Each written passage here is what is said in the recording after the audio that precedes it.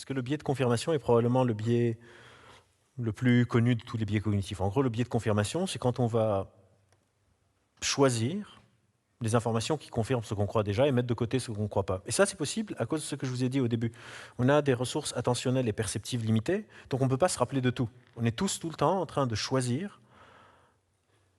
En anglais, on dit pay attention. Et j'aime beaucoup cette expression parce qu'il y a cette notion de dépenser notre attention, le mot payer. On est tous tout le temps en train de décider comment est-ce qu'on paye notre attention, comment est-ce qu'on paye notre mémoire. Qu'est-ce qui m'intéresse? De quoi est-ce que je me souviens? Qu'est-ce que je mets de côté? On est tous tout le temps en train de délibérer sur ces choses. Par exemple, là, ça fait, je sais pas, une trentaine de minutes que je vous parle et vous ne vous souvenez pas de tout. Et moi, je serais incapable de répéter tout ce que j'ai dit de toute façon aussi. Il y a certaines choses qui vont peut-être vous impacter plus que d'autres.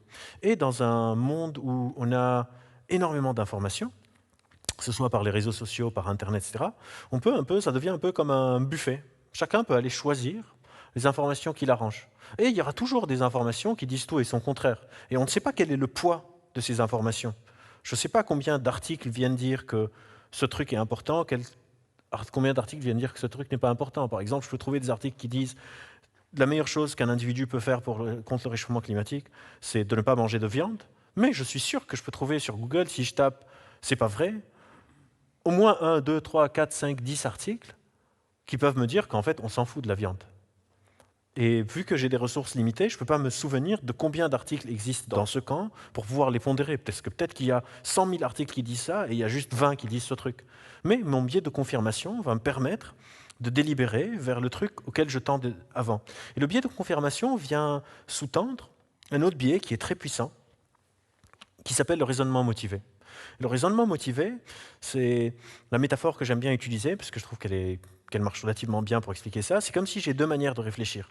Soit je peux réfléchir comme un détective, je suis les preuves et j'arrive à ma conclusion. Soit je peux réfléchir comme un avocat. J'ai la conclusion de mon raisonnement, et parce que mon attention est limitée et ma perception est partiale, je vais choisir les informations et les réarranger pour arriver à la conclusion de mon raisonnement. Et donc, quand je suis en raisonnement motivé, la réalité n'est pas... Les faits ne sont pas très importants, vu que je peux piocher des faits, même s'ils sont anecdotiques, pour prouver ce que je crois déjà. Et donc, si moi je suis dans ce qu'on appelle des choix par défaut, on va faire pas mal de biais pour expliquer cette notion, parce que les biais ne viennent jamais seuls, c'est vraiment des sortes d'engrenages pour sous-tendre une sorte de croyance. Si moi je suis dans un choix par défaut, par exemple je suis habitué parce que je suis dans une culture qui adore la charcuterie, c'est très compliqué pour moi de me dire je vais abandonner ce truc. Je vais aller faire un raisonnement motivé pour me convaincre que ce truc n'est pas très important.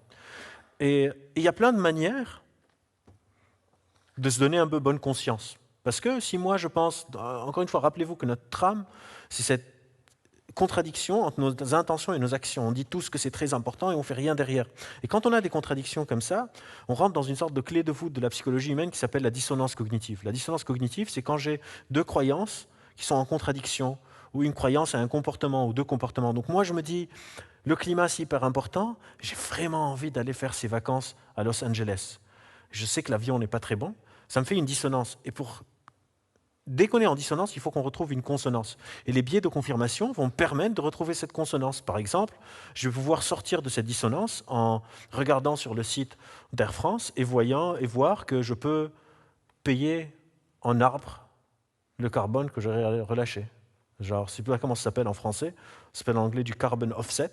Je vais aller payer et me dire, voilà, genre j'ai pris l'avion, mais on va planter des arbres derrière qui vont transformer le CO2 que l'avion a rejeté en oxygène, et je suis bon. Alors que ce n'est pas du tout vrai. C'est juste un truc de marketing, parce que les arbres, le temps que ça fasse ça, probablement que tout se sera effondré de toute façon. Et il y a des pistes pour tout, pour tous les sujets qui existent, pour que je ne change pas. Je vais me dire, par exemple, je recycle chez moi, donc c'est pas grave si je bouffe de la viande 3 fois par semaine. Je vais me demander, est-ce que vraiment c'est à moi de faire le truc? Diffusion de la responsabilité. Mais aussi, parfois, on va arrêter d'essayer, parce qu'on croit que c'est plus possible. Parce que nos biais de confirmation fonctionnent d'un point de vue positif, mais nos biais de confirmation peuvent fonctionner aussi d'un point de vue négatif. Par exemple, il y a un état très handicapant psychologique qui s'appelle l'impuissance acquise. L'impuissance acquise, c'est quand j'essaye plus de faire quelque chose parce que ça ne sert à rien. Parce que de toute façon, on ne peut pas y arriver. Mais je vais vous expliquer vite fait, je pense qu'on a le temps. On a le temps. Je vais vous expliquer vite fait ce qu'on appelle une impuissance acquise. Il a l'opportunité de changer sa situation, qui est quand même assez désagréable. Il est en train de se faire électrocuter, mais il n'essaye pas. Il est dans un biais de confirmation. Il croit qu'il ne peut pas agir, et du coup, ça ne sert à rien d'essayer. Et les personnes qui, pour revenir un peu, pour faire une sorte de loupe aux personnes qui ont de l'éco-anxiété, souvent, les personnes qui ont une éco-anxiété développent aussi une impuissance acquise. C'est des personnes qui souvent sont très engagées, se démènent pour changer d'un point de vue individuel leur comportement, ça ne change rien, et du coup, au bout d'un moment, développent des formes de dépression. L'impuissance acquise est très impliquée dans la dépression, où ils se disent, ça ne sert à rien en fait ce que je fais. Parce que quoi que je fasse, même si je m'interdis tout, j'achète plus de téléphone portable, j'achète plus d'ordinateur, j'achète que des trucs recyclés, j'achète que des habits utilisés, je ne prends plus l'avion, je ne mange plus de viande, je ne fais pas d'enfants, la biosphère est encore en train d'être détruite, le climat est encore en train de se réchauffer, on est en train de perdre la banquise, on est en train de perdre les coraux, on a des inondations partout, on a des feux de forêt partout. Pourquoi est-ce que je fais tout ça? Et ça, c'est quelque chose qui est très important parce que ça me permet de parler d'une critique un peu de l'explication des biais cognitifs pour le climat. Parce que souvent, on va présenter notre cerveau comme le coupable de notre inaction, mais ce n'est pas vrai. Parce que notre cerveau n'a pas quelque chose d'inhérent qui nous empêche d'agir. Notre cerveau est tout le temps inscrit dans un contexte et il y a des facteurs systémiques qui sont beaucoup plus importants que les facteurs juste individuels. C'est très dangereux de juste parler des facteurs individuels parce qu'on surresponsabilise l'individu. Et quand on surresponsabilise l'individu, de manière un peu complémentaire, on invisibilise le système.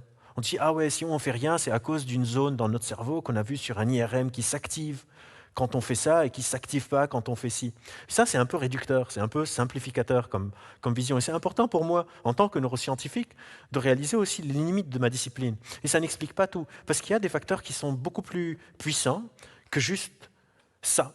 Par exemple, l'impuissance acquise, le fait que même si j'ai tous les comportements vertueux qui existent, je vais juste développer une sorte d'échec permanent qui va m'avoir à l'usure. Et puis, il y a aussi les déterminants économiques. Par exemple, imaginez que moi, je me dis, je ne veux plus manger de burgers, et j'adore les burgers. Et disons que j'adore le McDo. Je vais commencer à manger de la nourriture végane. Mais quand je sors de chez moi, il y a des McDo à chaque coin de rue, et le restaurant vegan est à 10 stations de métro. C'est complètement hypocrite presque, et surtout de mauvaise foi, de dire « Albert, c'est la faute de ton cerveau que tu n'es pas en train de te taper 10 stations de métro à chaque fois que tu veux déjeuner. » L'offre dans laquelle j'agis me pousse énormément à cette consommation-là. Et de la même manière qu'on a des sociétés de protection du consommateur, on devrait avoir des sociétés de protection de nos biais. Et ça existe déjà, par exemple, un exemple très banal. Il y a quelques années, vous avez vu apparaître au supermarché sous le prix au kilo.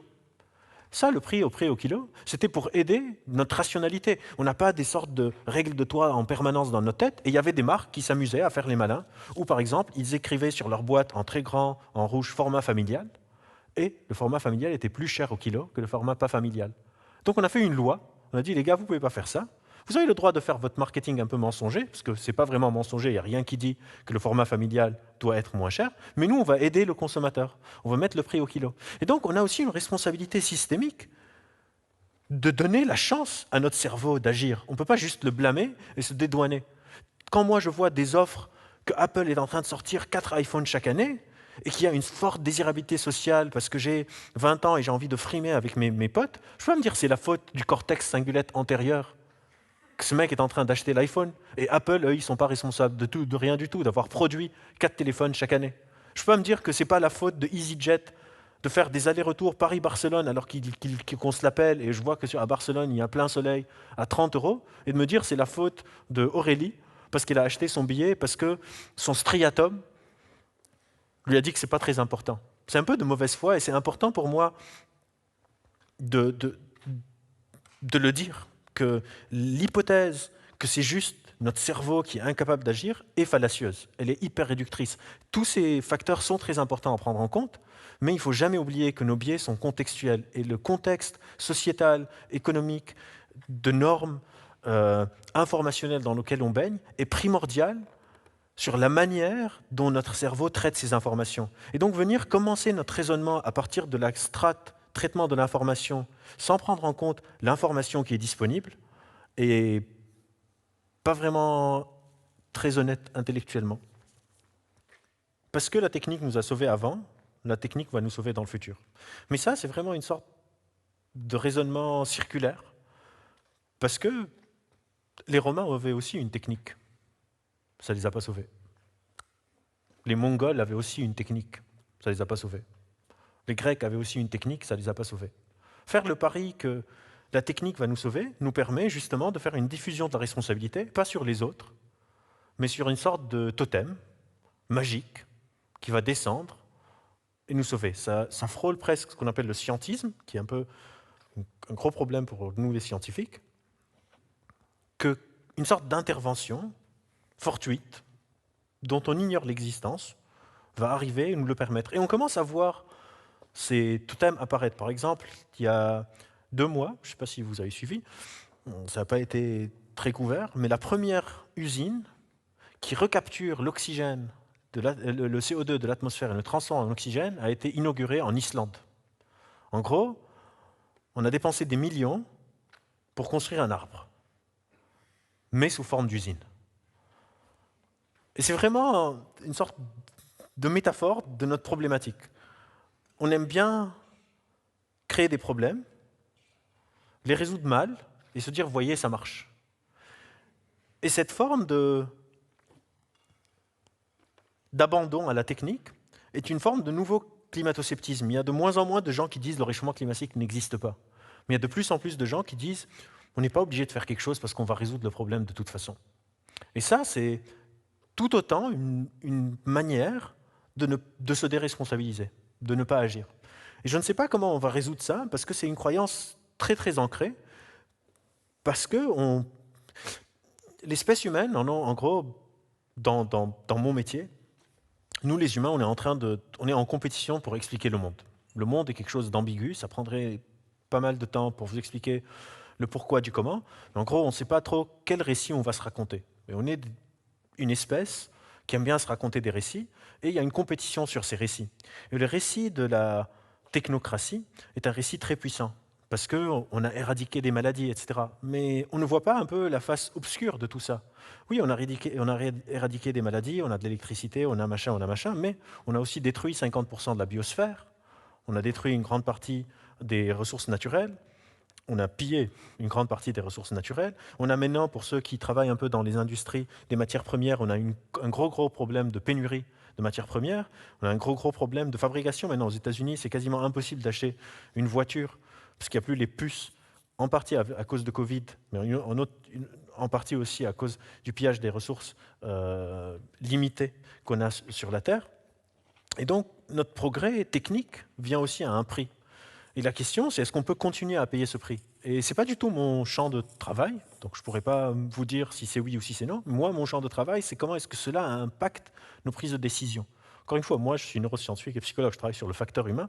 Je ne peux pas vous dire, peut-être qu'on va développer une technologie dont j'ignore l'existence pour résoudre tout ça, mais en attendant, de ce que me disent les chercheurs qui, eux, bossent sur ces trucs, on n'a pas encore cette technologie, ça a un impact hyper délétère sur les engagements qu'on prend. Parce que si moi je me dis inversement, donc il y a d'un côté l'impuissance acquise dont je vous ai parlé avant cet extrait-là, et de l'autre côté, l'autre face de ça, ce qu'on appelle l'illusion de connaissance. C'est quand je crois que j'ai compris quelque chose alors que pas vraiment. Et le prix de cette illusion de connaissance dans ce cas-là, si je me dis que moi, je suis certain qu'on va trouver quelque chose, qu'il faut miser sur le génie humain, ben à quoi ça sert que je fasse des efforts? Pourquoi est-ce que je vais me priver de tout ce qu'on a dit, du nouveau iPhone, de nouvelles fringues, de mes voyages, de mes steaks, de faire 10 gosses, etc. Si de toute façon, tout ce problème va être non existant. C'est très dangereux de prendre en compte, de faire ce pari, comme ça un peu à l'aveugle, parce que si les Romains, quand ils ont fait leur pari, leur civilisation s'est effondrée, à l'échelle de l'espèce, c'est pas très grave. Genre, que Athènes tombe, ou que Rome s'effondre, ou que l'Empire ottoman se divise, ou que le bloc soviétique s'effondre. Mais le problème, c'est que les chercheurs nous disent que si on perd ce combat-là, c'est l'espèce et probablement pas seulement juste l'espèce humaine. Quand on dit le réchauffement climatique, il faut qu'on sauve la nature, en fait, il faut qu'on sauve les humains, parce que la planète Terre va bien s'en sortir, et il y aura probablement d'autres formes de vie qui peuvent survivre dans les conditions qu'on aura créées. Mais c'est un peu notre peau qu'on joue. Et est-ce qu'on veut vraiment risquer notre peau sur une technologie encore inexistante, une sorte de mythe de Prométhée qui va nous descendre le feu? Je ne suis pas vraiment sûr. Avant de finir, je veux revenir un peu sur quelque chose que j'ai dit juste avant cet extrait, et j'ai oublié d'en parler, sur cette notion, encore une fois, du système et du cerveau. Toutes ces choses créent ce qu'on appelle un contexte informationnel, et notre cerveau a besoin de créer du sens à partir de tout ça. Et juste parler du cerveau, comme je vous disais, c'est un peu limitant. Ça me fait penser à quand on parle à l'addiction, par exemple, des réseaux sociaux. Quand on dit « Ah oui, les gens sont addicts aux réseaux sociaux parce qu'ils ont des likes » et que ça donne des doses, des shots de dopamine. C'est un peu le même problème que le striatum. Si moi, je suis un ado et je ne suis pas sur TikTok et tous mes potes sont en train de faire la danse TikTok, je suis un peu aussi exclu socialement. Ça n'a rien à voir avec la dopamine. Il y a tous ces facteurs. Et donc, pour répondre à la question climat tous biaisés, je pense que oui, on est tous biaisés, mais on n'est pas biaisés à cause de notre cerveau. On est biaisés à cause des modèles, des systèmes concrets.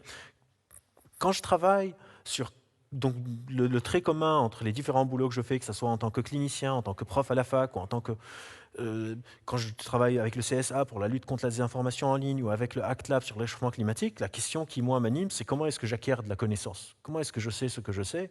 Et comment est-ce que je peux savoir si ce que je sais est de bonne qualité ou pas? On appelle ça le raisonnement critique. Et le raisonnement critique, donc les biais cognitifs et tout ça, chaque règle du jeu, chaque système conditionne comment les humains vont agir.